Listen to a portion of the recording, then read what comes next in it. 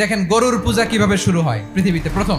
বনি ইসরায়েলের এক দুষ্ট লোক ছিল, নাম সামিরি। সে সবাইরে বলল তোমাদের স্বর্ণগুলো ফালাও। স্বর্ণগুলো ফেললো, বনি ইসরায়েলের স্বর্ণগুলোকে গলিয়ে গরুর বাচ্চা বানালো, গোবৎস। জিব্রাইল আলাইহিস সালাম যে জমিনে এসেছিলেন, ওই ফেরেশতার পায়ের নিচের একটু মাটি সে বুদ্ধি করে প্যাকেটে রেখে দিছিল।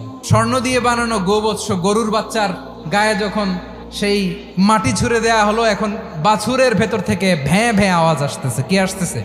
সবাই তো অবাক।